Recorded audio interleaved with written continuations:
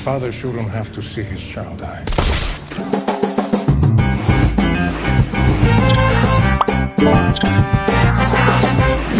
Nggak bisa bahasa Inggris.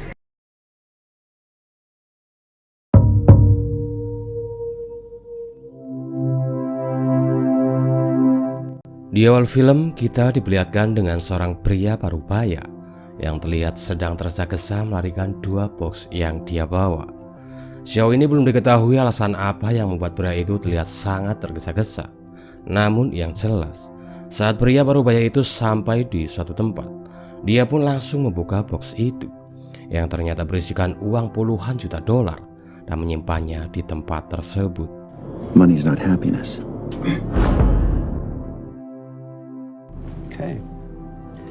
Kemudian kita pun akan dibawa beberapa hari sebelum kejadian itu, di mana kita akan diperkenalkan dengan pemeran utama di film ini yang bernama Marty Brett, di mana dia ini merupakan seorang penasehat keuangan yang sudah malang melintang berkecimpung di bidang tersebut. Selain itu kita juga akan diperkenalkan dengan seorang pria bernama Bruce yang merupakan rekan kerja dari Marty. Di hari itu Bruce memberikan nasihat kepada Marty mengenai kondisi keluarganya yang sekarang kurang harmonis, di mana Bruce memberikan saran kepada Marty agar dia ini mengajak keluarganya untuk berlibur ke sebuah tempat yang bernama Ozark. Selain itu Bruce juga menambahkan jika dia ini baru saja membeli beberapa lahan di Ozark yang ia jadikan sebagai bentuk investasi di masa depan. Karena dari data yang Bruce miliki, pada setiap musim panas, Ozark ini selalu ramai dikunjungi oleh turis dari berbagai macam negara, sehingga ia pun memberanikan diri untuk berinvestasi di tempat itu dan meminta Marty juga untuk tidak melewatkan peluang investasi jangka panjang ini. Mom, I don't want to go to the dance and I'm not gonna have fun. Okay. Suasana gak enak pun sangat terasa dalam acara makan malam keluarga Marty. Belum lagi ditambah sikap Marty yang tidak mau menuruti permintaan putrinya Charlotte yang meminta uang 10 dolar. Hal itu pun benar-benar membuat suasana menjadi semakin kacau. Walaupun sebenarnya Wendy, istri Marty, sempat berusaha mencairkan suasana, namun nampaknya semua itu pun gak dapat merubah keadaan pada malam itu.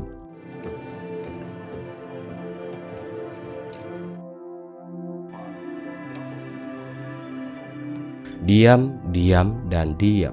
Itulah sikap yang terus Marty tunjukkan pada malam itu kepada Wendy, sembari menonton sebuah video seks yang ternyata merupakan video seks perselingkuhan Wendy dengan seorang pengacara.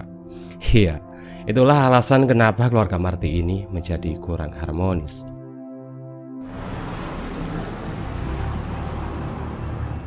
Malam itu sebagai bentuk pelampiasan terhadap kebohongan sang istri, Marty pun terlihat keluar dan melampiaskan rasa kecewanya itu dengan seorang wanita penghibur.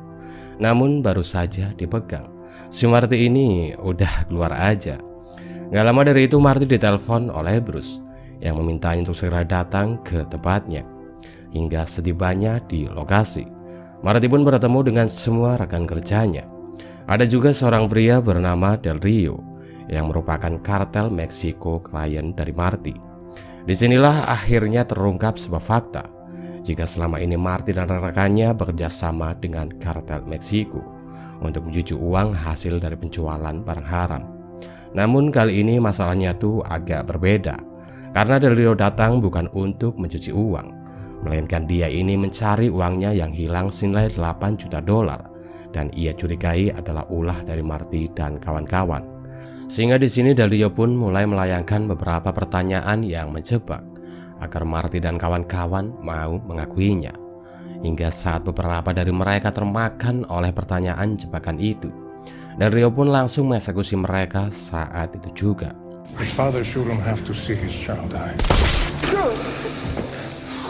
Beruntung saat itu bagi Marty, ketika Del Rio akan mengeksekusinya, Marty pun dapat membuat Del Rio percaya kepadanya setelah ia mengatakan jika ia mampu membalikan uang 8 juta dolar yang telah dicuri oleh Bruce.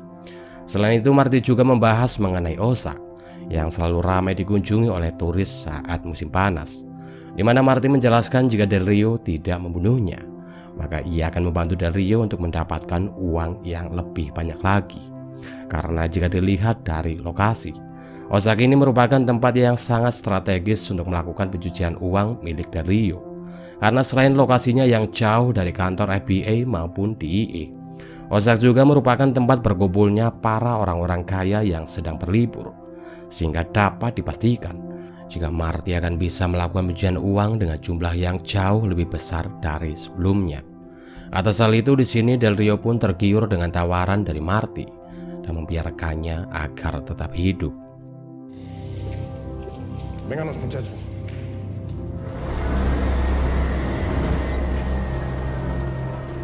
Malam itu juga Marty pun langsung menemui Wendy dan mengatakan jika mereka akan segera pindah ke Ozark. Selain itu, Marty juga menjelaskan jika selama ini dia bekerja sebagai pencuci uang kartel terbesar kedua di Meksiko, dan hal itu jugalah yang membuat mereka harus segera pindah ke Ozark. Hingga di keesokan harinya saat Marty memberitahu kedua anaknya, rencana pindahan itu pun mendapat penolakan yang sangat keras dari Charlotte. Yeah, well, thanks for the eggs and the shit sandwich. Charlotte? Kemudian Marty pun menelpon seorang petugas bank dan memintanya untuk mencairkan uang tabungannya senilai $8 juta. Sementara itu di tempat lain, Wendy yang menemui selingkuhannya. Dia pun menceritakan semuanya kepada Gary, jika selama ini suaminya bekerja dengan kartel Meksiko dan sekarang dia sedang berusaha mengembalikan sejumlah uang yang telah dicuri oleh rekannya. Di sini Gary yang mendengarnya, dia pun langsung minta Wendy untuk mencarikan semua tabungan keluarganya, karena jika tidak, cepat atau lambat pihak kepolisian akan membekukan semua tabungan milik keluarganya.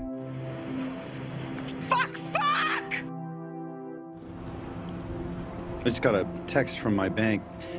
Kembali kepada Marty, di mana saat ia mendapat notif di HP-nya mengenai tabungan keluarganya yang dicairkan semuanya oleh Wendy, dia pun langsung OTW ke tempat Gary karena ia yakin jika Wendy akan menggunakan uang itu untuk kabur bersama dengan Gary.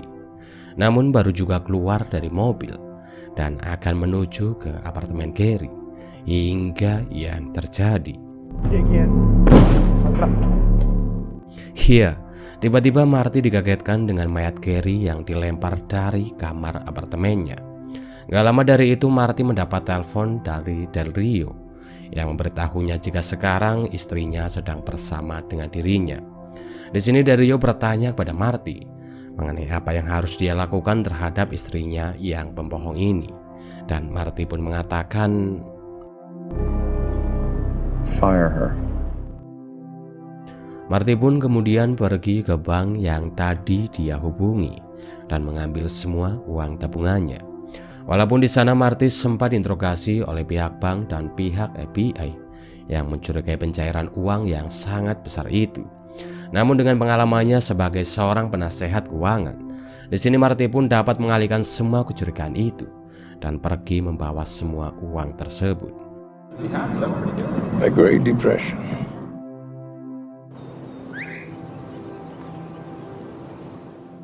Kemudian Marty menemui Del Rio. Di sana Marty menunjukkan semua uang itu, dan anak buah Del Rio pun mulai menghitung semua uang itu satu persatu. Selain itu Del Rio juga mengatakan jika dia ini memberikan $3 juta kepada Marty agar Marty bisa membuka usaha di Ozark. Namun di sisi lain Del Rio juga menambahkan jika Marty gagal mencuci uang dengan jumlah yang jauh lebih besar, maka Del Rio bersumpah akan membunuh semua anggota Marty satu persatu.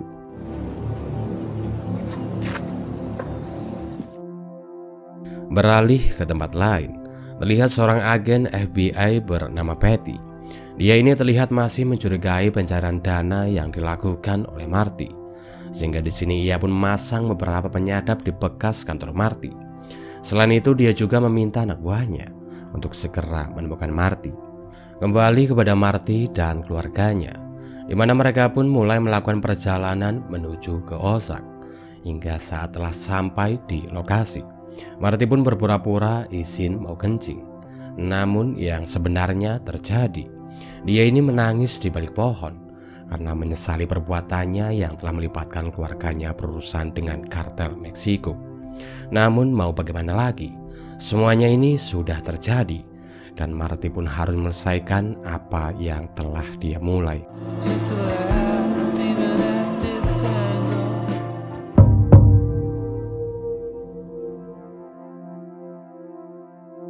Di awal episode yang kedua ini, keluarga Marty terlihat menginap di sebuah motel karena mereka ini belum memiliki tempat tinggal di Osaka. Marty kemudian membriefing keluarganya dan menjelaskan langkah pertama yang harus mereka lakukan adalah untuk membeli rumah di kota kecil ini. Ucapan itu pun jelas menimbulkan pertanyaan di benak Charlotte yang menanyakan kenapa mereka mendadak pindah ke tempat ini.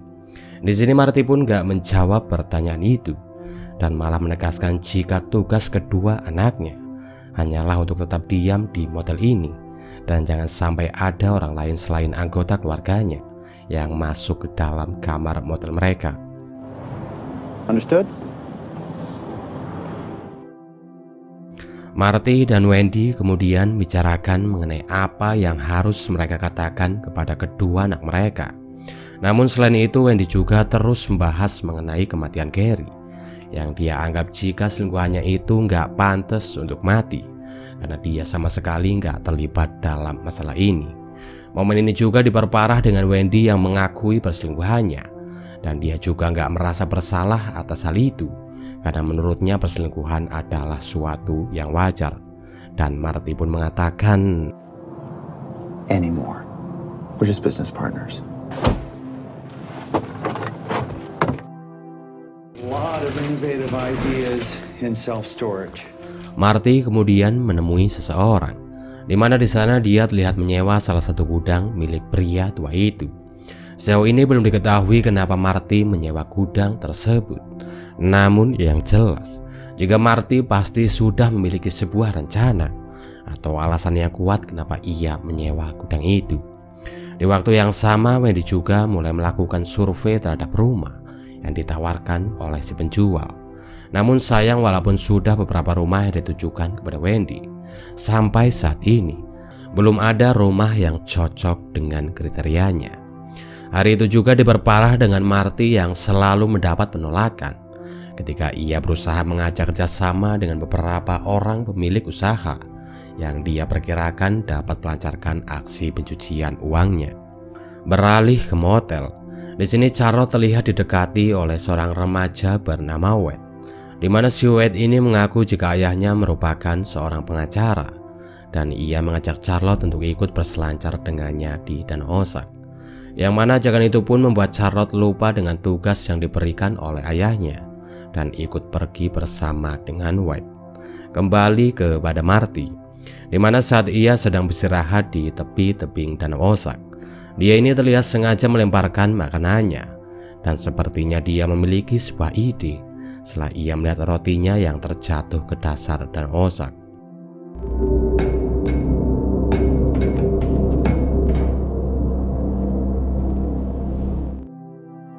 Kembali ke motel lagi. Di sini Jonah yang mulai bosan karena telah ditinggal oleh Charlotte. Dia ini pada akhirnya memutuskan untuk keluar juga, di mana hal itu pun membuat kamar motel mereka kini gak ada yang berjaga. Di waktu yang sama, Wendy yang ditunjukkan rumah terakhir oleh si penjual yang bernama Sam. Kali ini dia nampak tertarik dengan rumah itu. Walaupun si pemilik rumah memberi Wendy sebuah syarat jika Wendy ingin membeli rumah itu, di mana pria tua itu mengaku jika dirinya menderita penyakit kanker dan dia ini sudah didiagnosa oleh dokter jika usianya tinggal 1 tahun lagi.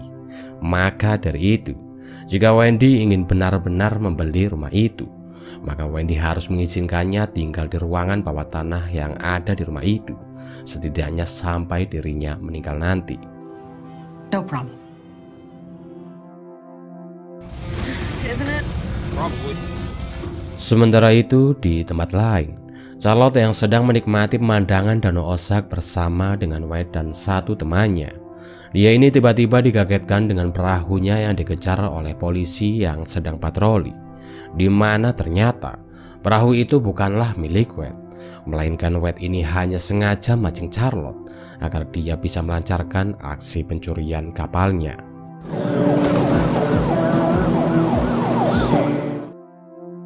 Di waktu yang sama, Jonah yang tengah mengeksplor sekitaran Danau Osaka, dia ini sempat berkenalan dengan seorang pemuda bernama Tok yang memberinya sebuah pisau sebagai bentuk perkenalan di antara mereka berdua. Stainless steel speed problem. Gak lama dari itu, Marty dan Wendy pun menjemput Charlotte yang diselamatkan oleh pihak polisi. Di sana pihak polisi menjelaskan jika anak mereka baru saja ditipu oleh keluarga perampok yang bernama Langmore, yang memang kerap memanfaatkan pendatang baru untuk melancarkan aksi perampokannya. Selain itu, pihak polisi juga menambahkan jika mereka masih beruntung gak bertemu dengan salah satu anggota keluarga Langmore yang bernama Ruth, yang menurut mereka memiliki sifat yang jauh lebih kejam. Di mana saat pihak polisi menunjukkan foto Ruth kepada Marty, Marty pun langsung bergas pulang ke motel, karena sebelumnya dia ini sempat melihat Ruth yang bekerja di motel yang menjadi tempat penginapan mereka. Don't put down anything around her that you're fond of. Singkatnya, setibanya di motel, Marty pun langsung bertanya kepada Jonah apakah dia juga sempat pergi meninggalkan kamar motel mereka. Pada awalnya Jonah gak mau ngaku nih teman-teman. Namun saat Marty bertanya dari mana Jonah mendapatkan pisau kecil itu, Jonah pun pada akhirnya jujur jika ia tadi sempat pergi meninggalkan kamar motel mereka. Di sini Wendy pun langsung mengajak kedua anaknya untuk keluar dari kamar motel. Dan kemudian Marty pun mulai mengecek uang $8 juta yang ia simpan. Di mana saat Marty membuka koper itu, semua uang itu ternyata sudah hilang dan hanya disisakan beberapa ratus dolar saja. Marty pun kemudian langsung menghubungi pihak kepolisian dan meminta alamat rumah dari keluarga Langmore. Di mana setelah mendapatkan alamat itu, dia pun langsung OTW ke tempat itu untuk mendapatkan kembali semua uangnya.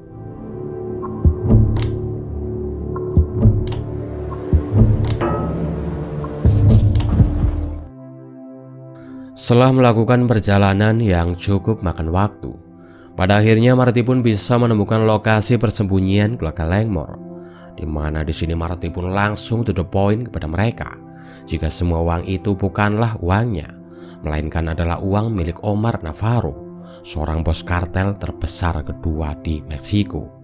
Hal itu pun langsung membuat sebagian besar dari mereka ketakutan dan ingin membalikan semua uang itu kepada Marty. Namun di sini Ruth yang memiliki otak sangat licik. Dia ini sengaja mempengaruhi seluruh anggota keluarganya agar mereka membunuh Marty supaya mereka bisa mendapatkan semua uang itu tanpa harus berurusan dengan kartel Meksiko.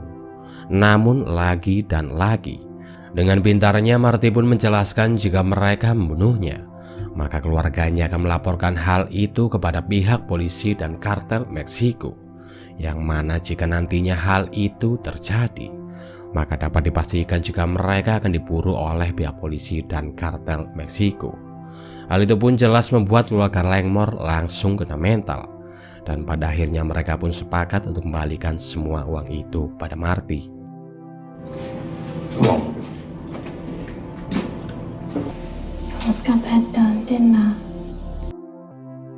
Marty kemudian membawa semua uang itu dan menyimpannya di gudang yang sempat ia sewa. Dan disinilah akhirnya kita diberitahu alasan kenapa Marty menyewa gudang itu. Ya, ternyata dia menggunakan gudang itu untuk menyimpan hasil semua pencucian uangnya yang akan dia berikan kepada Del Rio. Sementara itu, di sisi lain, pihak FBI yang menemukan beberapa barang bukti mengenai kasus pembunuhan Bruce dan kawan-kawan. Di sini mereka pun mulai melakukan pengembangan terhadap kasus itu lewat temuan yang telah mereka temukan. Di keesokan harinya, Marty terlihat membangunkan Wendy yang masih tertidur. Marty kemudian menjelaskan kepada Wendy jika dia ini sudah berhasil mendapatkan semua uangnya kembali dan ia menyimpannya di sebuah gudang. Namun selain itu, Marty juga mengatakan jika hari ini dia akan melakukan bunuh diri di tepi tebing dan Ozark, dengan alasan dia merasa gak mampu melakukan pencucian uang sesuai dengan apa yang diinginkan oleh kartel Meksiko. Jadi dia ini berpikir jika kesempatan terakhirnya untuk menyelamatkan keluarganya hanyalah dengan cara bunuh diri, karena nantinya jika dia sudah mati, maka kartel Meksiko tidak akan lagi bisa mengejarnya dan keluarganya akan bisa hidup dengan uang $8 juta yang belum Marty serahkan kepada kartel Meksiko.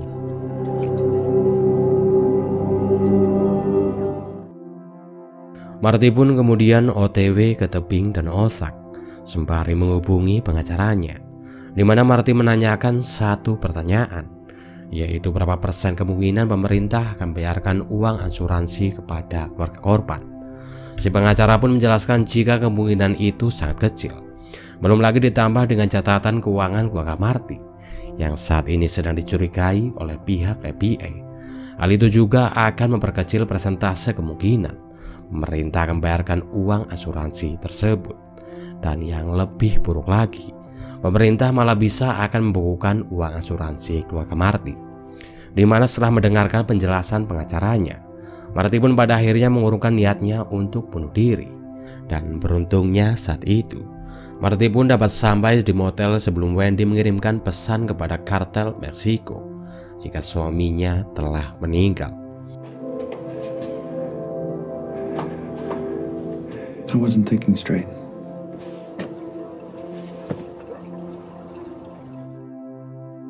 Setelah itu, Marty terlihat pergi menemui seorang pemilik usaha yang usahanya terlihat sudah mau bangkrut. Di sana Marty menawarkan kerjasama dengan wanita itu dengan menjanjikan kemajuan usaha yang ia janjikan. Pada awalnya si pemilik menolak tawaran dari Marty, namun setelah melihat Marty yang menunjukkan keseriusannya, pada akhirnya wanita itu pun sepakat untuk bekerja sama dengan Marty. Kabar baik itu juga diikuti dengan pindahnya keluarga Marty ke rumah yang baru. Walaupun di sini Charlotte sempat gak setuju, karena dia ini baru mengetahui jika ia harus berbagi tempat dengan seorang pria tua. Namun pada akhirnya dia pun sepakat setelah Wendy mengatakan, Your father's laundering money for a Mexican drug cartel. "Iya, ini kedua anak Marty pun sudah tahu jika ayah mereka selama ini adalah seorang pencuci uang kartel terbesar kedua di Meksiko. Kira-kira apa yang akan dilakukan oleh Marty selanjutnya agar ia bisa mempertahankan dan menyelamatkan keluarga kecilnya dari kartel terbesar kedua di Meksiko? Patut kita nantikan di episode yang selanjutnya. Dan bye-bye.